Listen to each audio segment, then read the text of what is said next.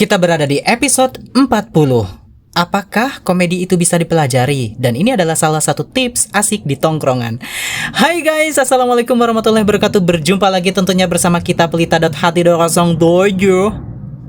Sorry, itu ada pesawat lewat. Tapi di kalian kedenger gak sih? Soalnya kalau di dalam studio kencang banget ya. Itu kayak pesawat. Terus ngomong-ngomong tentang pesawat, sebelum kita ke tema dan sebelum kita intermezzo, aduh mulai deh kumat.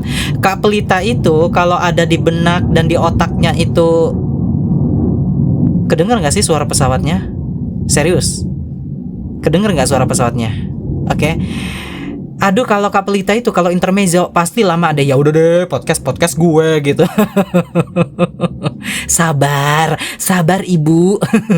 Jadi gini, kalau masa-masa kecil kita pada saat kita lagi asik main gitu ya, kita tuh pasti kalau ada pesawat lewat pas kita main layangan atau kita pas pulang sekolah gitu, dulu sih Megawati ya, kalau sekarang kan beliau ketua banteng ya, atau emak banteng, atau presiden minta duit gitu. Seolah-olah presiden kaya ya, padahal kan yang lebih kaya dari presiden tuh banyak. Tapi ini aja deh, nggak usah bahas pesawat. Siapa nih di antara kalian yang belum subscribe? Ya ampun, ayo, Presiden Prabowo Subianto aja udah jadi presiden, masa kalian belum subscribe? Dan Pelita Hati 207 ini subscribernya udah ribuan dan kalian tuh cuma bengong ya, nongkrong di WC ya kan, cebok aja belum ya, cebok dulu baru pegang HP baru subscribe. Dan kalau yang udah subscribe, ya Allah, subhanallah, saya doakan kalian itu. Dan bagi yang belum subscribe juga saya senang ya, maksudnya kalian udah mampir aja tuh udah bagus gitu. Terima kasih banyak, yang banyak lagi, terima kasih banget dan terima kasih banyak, tuh kan gabungan dari kedua kata itu.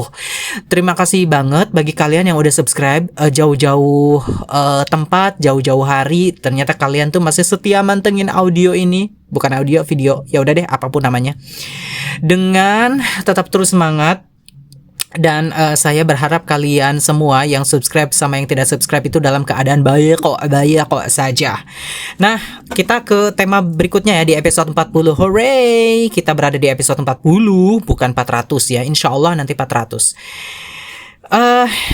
Di antara kalian ada nggak teman kalian yang garing banget, cringe gitu? Dia berkomedi nggak bisa.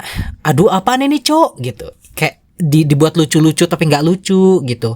Atau sebetulnya orang itu tuh lucu tapi kamunya aja yang tidak nyambung dengan kelucuannya. Ingat ya, semua orang itu pintar di kalangannya. Semua orang itu juga lucu di kalangannya. Dan ini kan subjektif ya penilaian. Oh, dia tuh kok lucu banget, padahal nggak bisa ngelawak, cuma ganteng gitu kan ya. Kalau betina kan begitu, dia tuh kan lucu banget, dia tuh kan lucu banget, padahal nggak bisa ngelawak kayak Olga Saputra ya, cuma ganteng doang tapi dibilangnya lucu. Ya ganteng-ganteng aja, lucu-lucu aja. Tuh kan pesawatnya lewat lagi. Aduh, ya Allah, berisik deh kalau di sini. Entah kalau di masuk audio atau enggak gue nggak tahu. Nah, jadi gini. Apakah bisa komedi itu dipelajari? Jawabannya tuh bisa banget. Gini, di dunia ini tidak ada yang tidak bisa dipelajari, guys. Marketing digital itu bisa dipelajari. Aku tuh nggak bisa coding juga bisa dipelajari. Aku tuh nggak bisa editing tuh bisa dipelajari. Kecuali sesuatu yang sifatnya tuh talent bawaan. Misal begini. Ada orang yang tidak tahu not, tidak tahu resonansi vokal, misal dia cempreng, dia nggak tahu ketukan, dia mau latihan nyanyi pun agak begitu susah ya, mau ratusan tahun pun gitu. Kalau fales aja. Ada orang yang memang jago banget main bola, instingnya di sepak bola ada, itu luar biasa. Sekali dua kali latihan itu ada. Tapi ada orang yang minat nggak ada di bola, nendang bola nggak bisa. Jadi memang kalau talent itu beda. Nah, sama halnya dengan komedian itu sesuatu yang memang dia bisa dipelajari. Plus sebetulnya kalau memang dari kecilnya orangnya instingnya banci tampil itu adalah satu buah istilah di mana orang tuh pengen banget tampil di depan publik, itu bisa. Jadi bisa ngelucu, bisa ngelawak, itu juga terlihat dari kecil. Misal kalau kita lihat beberapa komedian seperti Sule, Rina Nose pada saat mereka bercerita di podcast atau di talk show gitu, bahkan Komeng gitu ya. Mereka juga tertarik dengan komedian itu dari mereka muda dan mereka sudah ada insting komedi-komedinya gitu di tongkrongan mereka. Tapi insting saja tidak cukup ketika tidak dilatih begitu. Jadi jawabannya komedian itu atau ngelawak atau ngelucu itu tuh bisa banget dipelajari. Terus ada yang gagal nggak? Ada yang berhasil nggak? Jawabannya gini. Andika Pratama kalian tahu dia sosok yang ganteng, host di mana-mana dan dia juga salah satu cast tetap di Lapor Pak Trans 7. Dia ganteng, dia dulunya model, dia dulunya main sinetron, tapi karena pergaulan mereka itu dengan para komedian, jadi sehingga mereka dapat banget nuansa komedinya. Nah, yang nomor satu ini yang berikutnya yang saya akan bahas adalah kalian itu harus menambah banyak sekali referensi ya tentang komedi atau banyakin nonton serta banyakin referensi terhadap komedian. Misal dulu itu saya suka banget sama Komeng sama Adul. Dulu Opera Van Java saya tuh selalu nonton. Dan bagaimana jatuhnya, bagaimana tektokannya, bagaimana ketika Sule ngomong ke Aziz, terus ditimpalin lagi sama Andre, kemudian ditimpalin lagi dengan Nunung, Desta Vincent saya juga sering nonton, Vindes, lalu kemudian role model komedi saya waktu zaman-zaman sekolah adalah Olga Syafrutra, Ruben Onsu, Ivan Gunawan. Jadi pelajari plek dulu kalau memang kita nggak bisa improve ya terhadap apa yang mereka ucapkan dan apa yang mereka perbuat. Jadi yang namanya komedi itu bisa dipelajari. Saya tidak mau bahas dulu ya tentang hukum berkomedi dalam Islam segala macam, mungkin itu lain pembahasan. Tapi ini kalau memang ditanya apakah komedi atau ngelucu itu bisa dipelajari, apakah itu gift ataupun talent, ya tentu saja siapapun bisa mempelajari hal ini. Selain insting, yang diperlukan adalah latihan terus-menerus dan jangan lupa referensinya. Referensinya itu adalah seorang komedian yang memang difavoritkan. Nah, jadi gitu nih. Nah, berikutnya nih apa nih yang kira-kira bisa asik di tongkrongan selain kalian itu banyak referensi tentang komedian juga. Nah, agar tidak garing, kalian itu pahami momentum. Contoh begini nih. Ketika obrolannya lagi serius, tapi serius pun kalaupun memang momentumnya di situ lagi bahagia, kalian boom bercanda, itu bisa. Atau begini.